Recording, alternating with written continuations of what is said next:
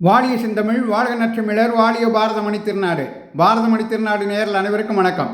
நாம் அந்த நாளில் இன்று என்ற தலைப்பிலே கடந்த காலங்களில் இதே நாளில் என்னென்ன நிகழ்வுகள் நடந்தன என்று ஆசை போட்டுக் கொண்டிருக்கிறோம். அந்த வரிசையிலே இன்று ஆகஸ்ட் 19 இன்று உலக மனிதநேய நாள்.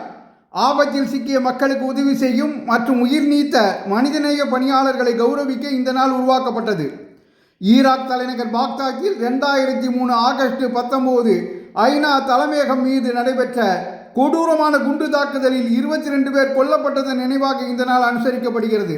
மனித நேயமின்றி நடக்கும் குண்டு வெடிப்பு பயங்கரவாதத்திற்கு எதிராக குரல் கொடுப்போம். பள்ளி பாடங்களில் நாம் படித்த பாஸ்கல் விதியை தந்த பிரபல பிரெஞ்சு கணிதவியலாளர், இயற்பியலாளர் மற்றும் தத்துவ ஞானியான பிளைஸ் பாஸ்கல் நினைவு நாள் இன்று. ஆண்டு 1662. 39 வயதே வாழ்ந்த இவர் பாஸ்கலைன் என்ற முதல் கூட்டல் கணினியை தனது 18வது வயதில் உருவாக்கினார். நிகழ்தகவு கோட்பாட்டிலும் இவரது பங்கு முக்கியமானது. ஆகாய விமானத்தை கண்டுபிடித்த ரைட் சகோதரர்களில் ஒருவரான ஆர்வில் ரைட் பிறந்த நாள் இன்று. ஆண்டு 1871. கர்ம வீரர் காமராஜரின் அரசியல் குருவான தீரர் சத்தியமூர்த்தி அவர்களின் பிறந்த நாள் இன்று. ஆண்டு 1887. தனிநபர் சத்தியாகிரகம் உட்பட பல போராட்டங்களில் கலந்து கொண்டு பல முறை சிறைவாசம் அனுபவித்தவர் அவர். சென்னை மேயராக அவர் இருந்தபோது பூண்டி நீர்த்தேக்கம் உருவாக காரணமாக இருந்தார். சென்னை குடிநீர் தட்டுப்பாட்டை அதன் மூலம் நீக்கினார். இதனால் அது சத்தியமூர்த்தி சாகரம் என அழைக்கப்படுகிறது.